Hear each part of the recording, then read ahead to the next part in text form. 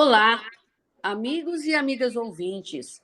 Eu sou Helena Sampaio e falo em nome da Rebraus, a Rede Brasileira de Letramento em Saúde. Hoje nós temos mais um assunto interessante. Vamos conversar sobre letramento em saúde e o uso de medicamentos. Para esta conversa, convidamos a Isabela Viana Oliveira. Ela é farmacêutica pela Universidade Federal de Minas Gerais, ela é mestre e doutora em medicamentos e assistência farmacêutica, ela é integrante do Centro de Estudos em Atenção Farmacêutica da Universidade Federal de Minas Gerais e é farmacêutica do Hospital da Polícia Militar de Minas Gerais. E aí, Isabela, como vai? Seja muito bem-vinda. Bom dia, Helena. Muito obrigada pelo convite. Estou muito feliz de estar aqui participando com vocês desse podcast.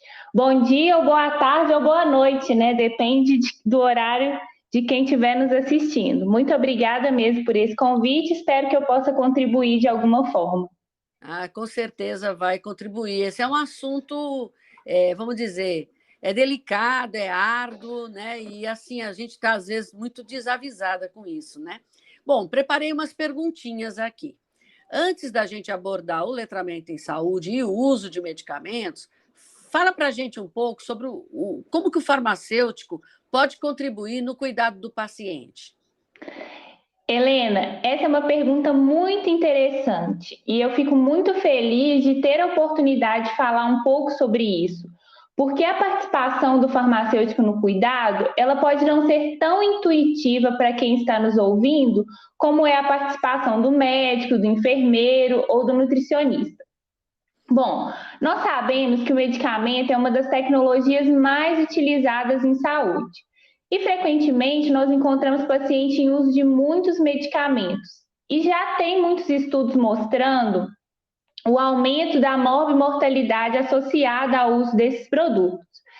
Então, o papel do farmacêutico no cuidado é avaliar o uso cotidiano de medicamentos, buscando garantir que os pacientes utilizem medicamentos que são realmente necessários aos seus problemas de saúde, os mais efetivos e seguros possíveis, e que esses pacientes tenham condições adequadas para aderir ao tratamento.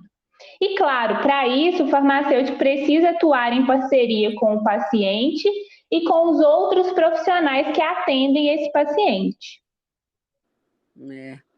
Realmente.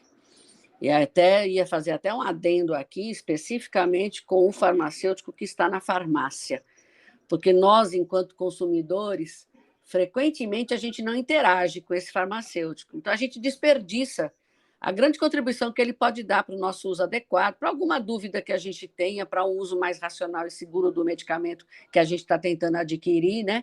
Para muitos de nós, o farmacêutico da farmácia é aquela figura que está procurando um defeito na receita para recusar. E a gente não percebe que, às vezes, o defeito que ele encontra faz exatamente a diferença para a nossa segurança, não é não? Isso é muito interessante também, essa visão, né, que muitas pessoas têm, não só você, como os outros pacientes, até os profissionais de saúde, de que o farmacêutico seria um fiscal, né, da prescrição. E a ideia não é essa. Aqui o que a gente está falando de um farmacêutico que está presente principalmente nos serviços de saúde, no contato próximo mesmo com os pacientes, para auxiliá-los nesse processo de utilização de medicamentos, né, para garantir que esses pacientes usem os medicamentos que são necessários, efetivos, seguros, e que eles consigam usar esses medicamentos. Então, a gente está falando de um profissional que está mais próximo do paciente. E esse movimento na farmácia comunitária, falando, ele ainda é tímido, né? Então, muitas vezes, a gente realmente não tem contato com o farmacêutico quando vai à farmácia. Isso, exatamente. Muito bom para refletir. E, Isabela, me conta agora, como é que foi assim, seu primeiro contato com letramento em saúde?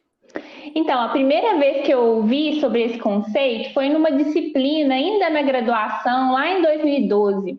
E eu me lembro que a professora utilizou um termo que já nem tem sido mais utilizado, que é o alfabetismo funcional em saúde. Então, essa foi a primeira vez que eu soube que o letramento em saúde existia.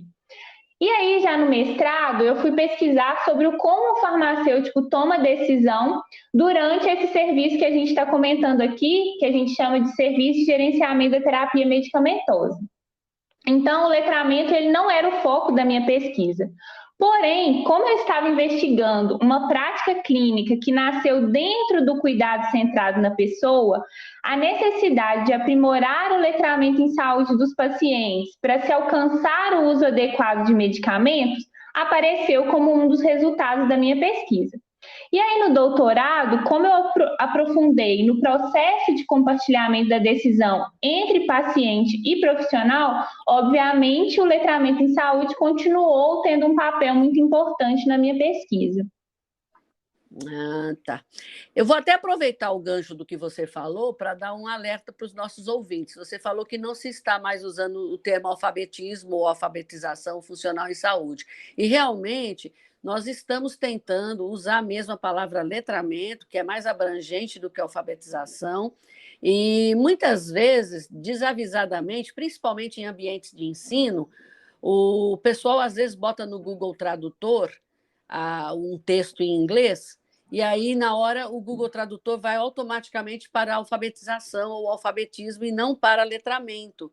E a gente tem que ter um alerta na hora para a pessoa não adotar o termo alfabetização, porque realmente ele é mais mecânico e o letramento é mais abrangente, ele fala realmente na parte da compreensão. E o funcional, realmente, nós não estamos mais no funcional só. Nós temos hoje as dimensões que a gente já discutiu aqui nos nossos episódios, a dimensão crítica, né? A dimensão interativa, que tem tudo a ver com o que você está falando aí, da questão do cuidado centrado na pessoa e a participação do farmacêutico nesse aprimoramento aí da utilização dos medicamentos. Então, é realmente letramento em saúde. Aproveitei teu gancho aí para dar um alerta para os nossos ouvintes. Com certeza.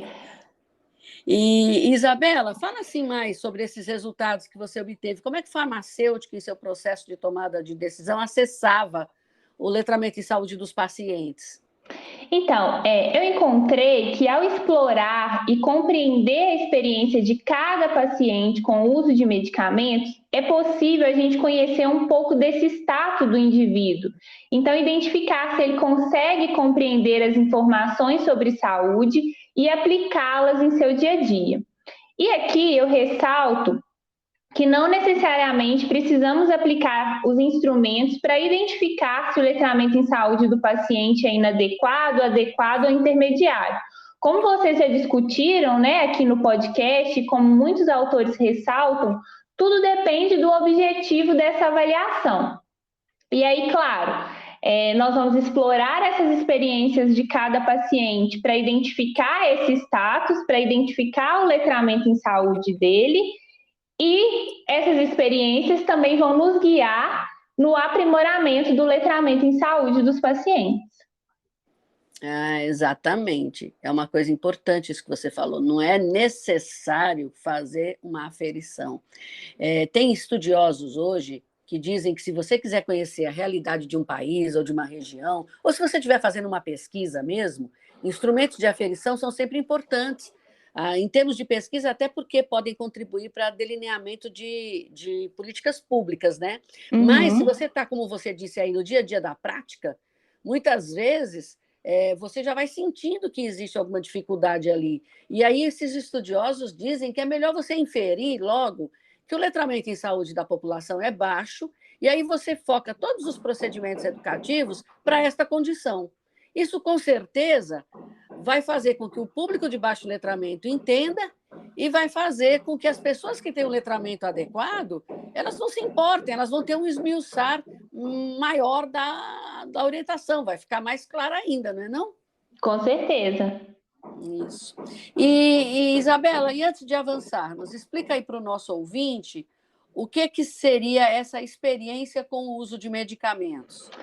Bom, assim como falamos em experiência com a doença, também temos o que chamamos de experiência subjetiva com o uso de medicamentos. Essa experiência ela pode ser definida como a soma de todos os eventos envolvendo a farmacoterapia que o paciente encontra em sua vida. Muitas vezes o paciente vive uma experiência de ambivalência, então em alguns momentos ele encontra motivos para usar o medicamento e encontra motivos também para não utilizar. Então, ele vive essa experiência de ambivalência, de vulnerabilidade com os medicamentos. E os sentimentos, os pensamentos, desejos e preocupações que os pacientes associam aos medicamentos podem ser diretos ou indiretos, ou seja, pode derivar da própria utilização daquele medicamento ou do testemunho de algo que ocorreu com conhecidos ao usarem esses produtos. Entendi. E como na prática é possível acessar o letramento em saúde dos pacientes a partir dessa experiência? Como auxiliar o paciente a partir dessas informações, Isabela?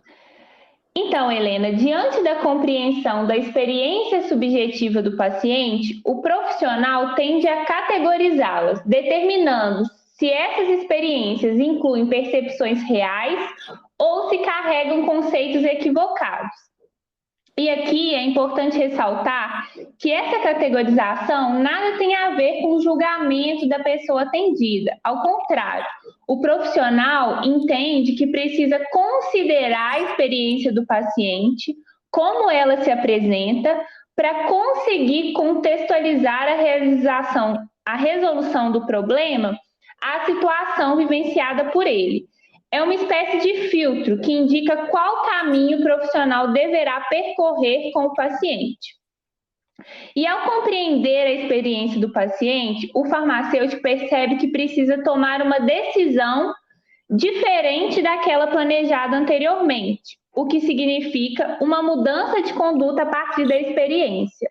Ou o profissional decide que a experiência daquele paciente precisa ser lapidada para que ele compreenda melhor o seu tratamento e supere os desafios para sua utilização. Eu vou te dar um exemplo.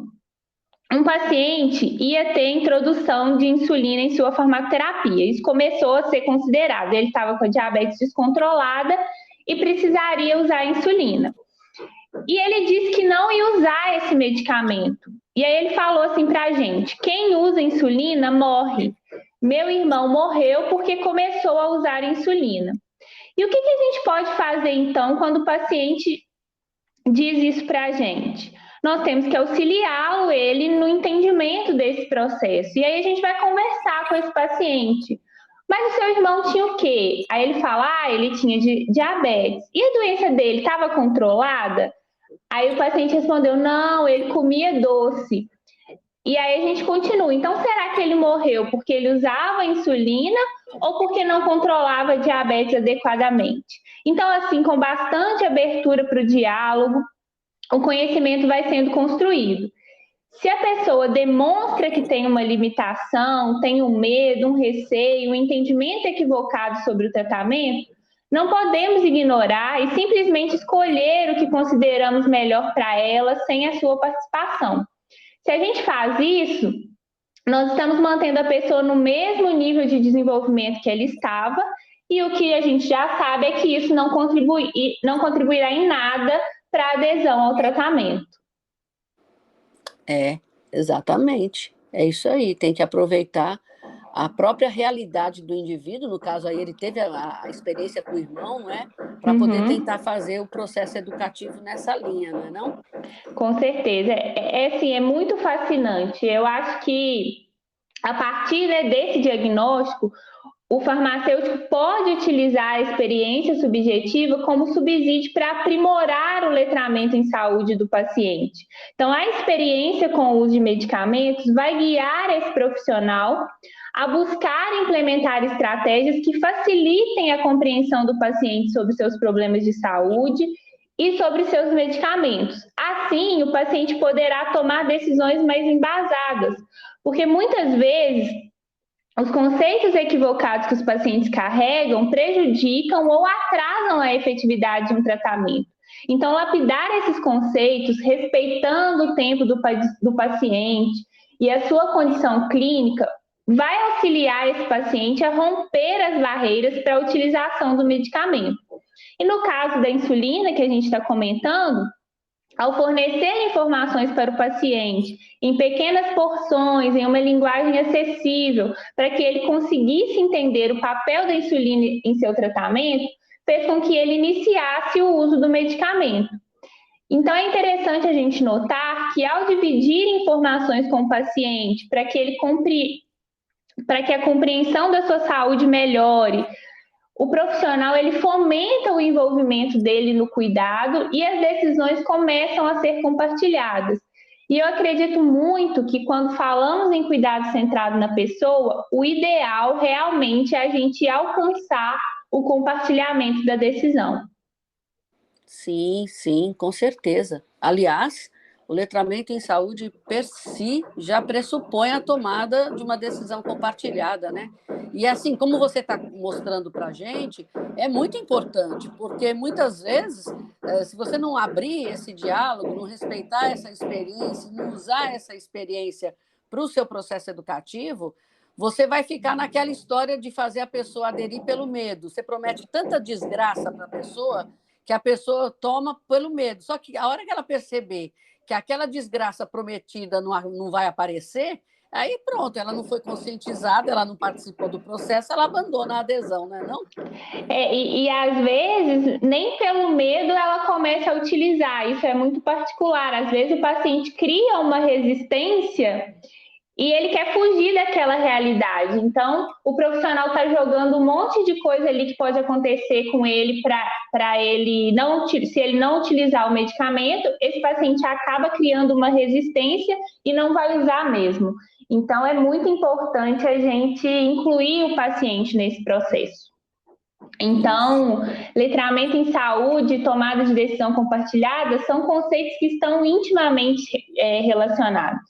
E a literatura nos mostra que o baixo letramento em saúde está associado a uma comunicação deficiente para o compartilhamento da decisão. Disso a gente não tem dúvida. A grande questão é que eu consegui demonstrar na minha tese é que pacientes com letramento em saúde inadequado tomam decisão a todo momento em relação ao uso de medicamentos.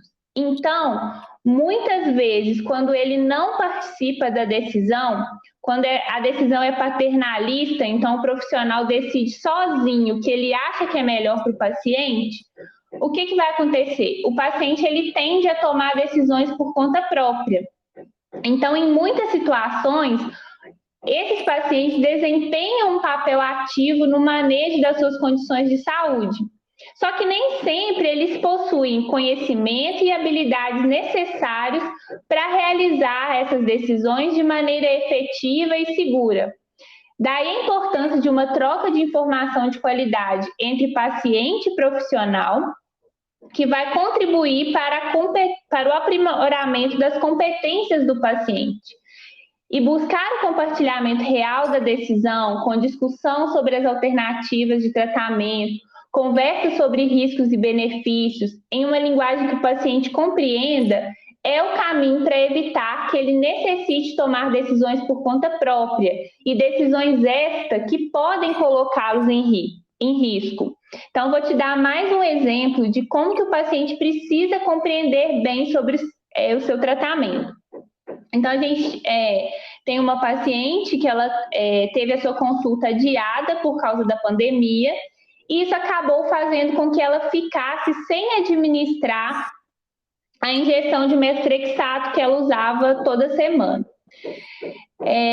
Quando eu conversei com ela, ela me disse que estava tomando um comprimido de methotrexato. Esse comprimido tinha 2,5 miligramas, que é o que a gente tem no mercado, e ela estava usando de 12 em 12 horas, todos os dias, já que seus punhos estavam começando a inchar. E aí ela tinha visto, segundo ela tinha se baseado em uma receita antiga para usar dessa forma.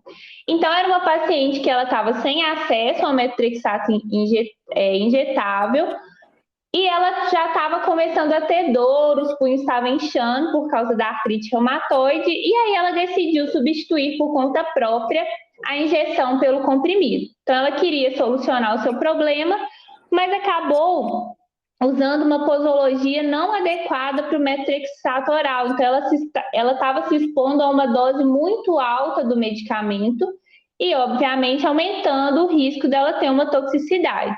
Para você ter uma ideia, geralmente são utilizados de 3 a 8 comprimidos de metrexato uma vez por semana. A paciente estava usando 14 comprimidos ao longo da semana, então era uma dose muito mais alta. Esse é um exemplo de como é importante termos certeza de que o paciente compreende bem sobre o seu tratamento. Nossa Senhora, hein? Uma droga dessas que é tóxica, que todos nós sabemos que é tóxica mesmo, coitadinha. E essa pandemia atrapalhou a vida de muita gente em relação a isso, né? Porque muita gente ficou com dificuldade mesmo de acesso à prescrição, né? É um perigo isso aí. Mas você diria, Isabela, que a automedicação, que foi no caso aí, foi uma automedicação, porque ela se baseou numa receita antiga, né? Você acha que a automedicação é um grande problema?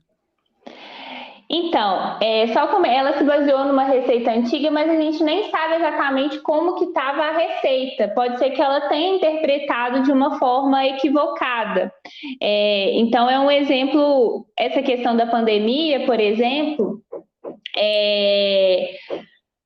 demonstra como é tão importante que os pacientes conheçam também sobre o tratamento, para ele não ficar à deriva, né? Isso é muito importante. E aí, falando então sobre a automedicação, a gente sempre escuta esse termo e ele vem carregado de uma conotação negativa. E, claro, há vários estudos discutindo os riscos da automedicação. Só que a gente não pode esquecer que a automedicação é uma forma do paciente autogerenciar a sua saúde. É uma decisão que ele está tomando.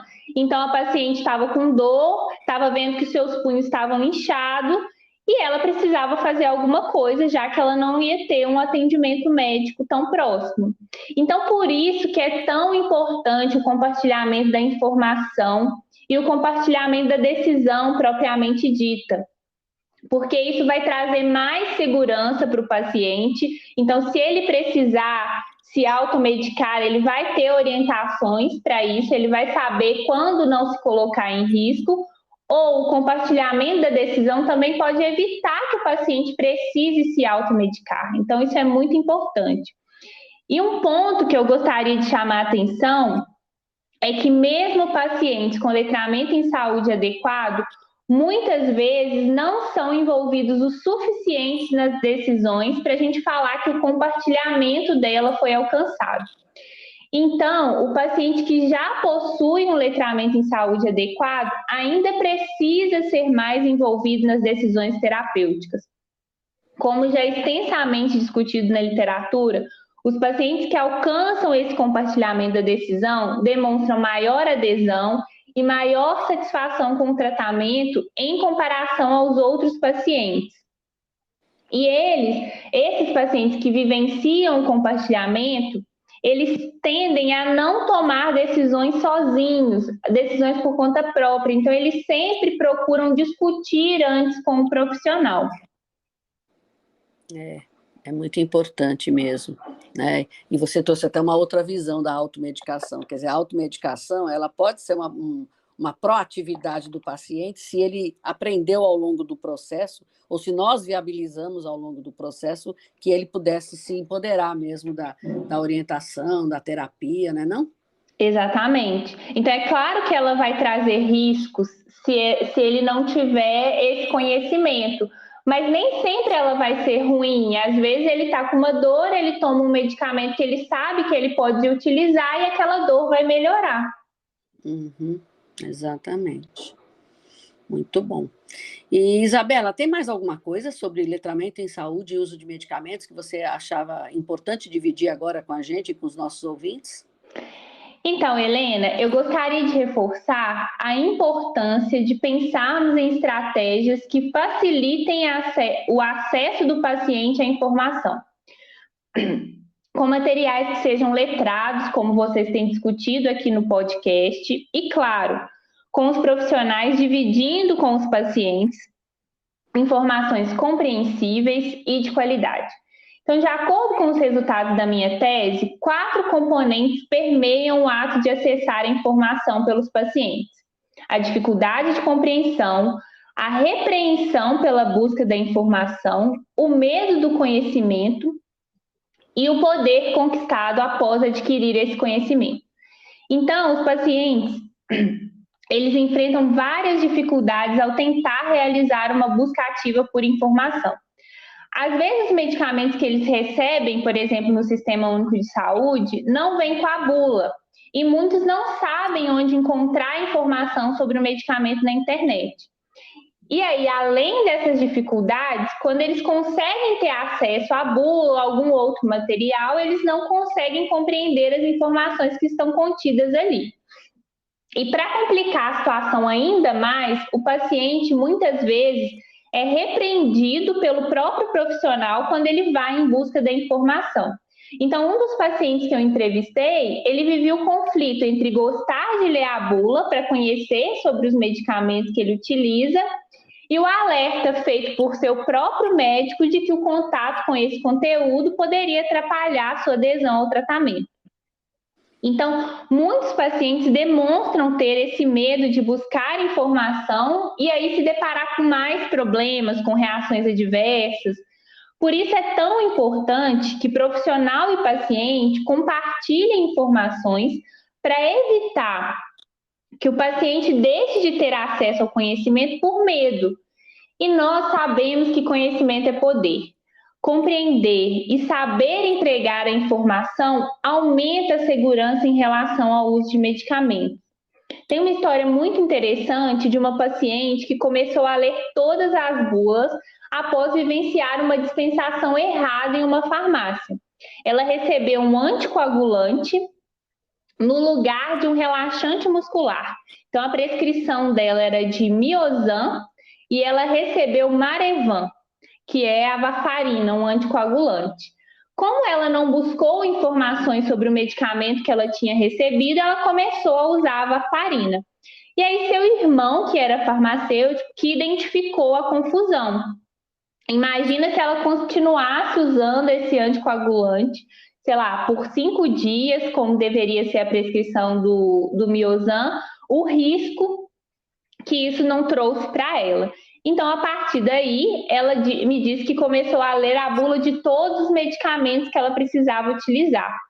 E seu relato confirma que o paciente ele deve ser visto como uma das principais barreiras na prevenção do uso inadequado de medicamentos. Nossa. E o pior de tudo, né, Isabel, é porque o nome é parecido mesmo, né? Pois é. Oh, meu Deus do céu, que horror. Eu mesma vou ficar alerta para essas coisas agora, viu? Porque tem os medicamentos com os nomes muito iguais. E a gente, às vezes, até é consultada, a gente até pede que consulte o farmacêutico, mas a gente, às vezes, é consultada na minha área mesmo, a pessoa fala, olha, me disseram que é bom usar isso aqui. Aí eu falo, mas esse negócio aí não é nada, não tem nada a ver com você, melhor falar com o farmacêutico, para ver se é isso mesmo, porque às vezes vem errado mesmo, né? Tem que tomar cuidado, tem que ficar atento. Tem que saber exatamente aquilo que a gente está usando, né? Não dá para prescrever, eu vou usar e pronto, sem mais informações. Exatamente. Muito importante suas colocações de hoje, Isabela. Eu quero agradecer você ter estado com a gente, viu? Você teve uma contribuição muito grande aqui, vai ser uma boa reflexão esses minutos de gravação aqui com os nossos ouvintes, eles vão gostar e com certeza vão acabar repetindo, porque tem coisa que você disse que fala para o nosso dia a dia mesmo, enquanto não profissional de saúde, mas enquanto consumidor de medicamentos, viu? Muitíssimo obrigada. Eu que agradeço o convite, espero que eu tenha contribuído de alguma forma, que os nossos ouvintes, como consumidores, prestem atenção, busquem compreender sobre o seu tratamento, pensar se aquilo que ele está utilizando realmente ele precisa, se ele está tendo o efeito que se espera daquele medicamento. E que os profissionais também que estão nos ouvindo atentem-se para essa experiência do paciente com o uso de medicamentos e procure sempre envolver esses pacientes, prestar atenção ali no nível que ele está, para que o compartilhamento da decisão ele realmente aconteça e o paciente consiga, de fato, utilizar os medicamentos que ele precisa. Exatamente, exatamente. Pois, mais uma vez, muito obrigada, Isabela. E para vocês, sim, ia falar mais alguma coisa, Isabela? Não, só ia agradecer, foi um prazer estar com você. Muitíssimo obrigada. Nós é que agradecemos a sua disponibilidade conosco e a gente agradece também a vocês, queridos e queridas ouvintes, por estarem conosco. Vão refletindo sobre estes temas que nós estamos aqui com esses nossos convidados que também estão explorando nessa nossa temporada de prática, né? E lembramos mais uma vez da funcionalidade presente no Spotify. Vocês podem comentar e podem enviar dúvidas para os nossos convidados, que nós vamos ser a ponte entre as dúvidas de vocês para fazer essas dúvidas chegarem até ele e traremos as respostas deles nos episódios subsequentes, tá bom? Então, até o nosso próximo episódio, pessoal. Aguardamos vocês.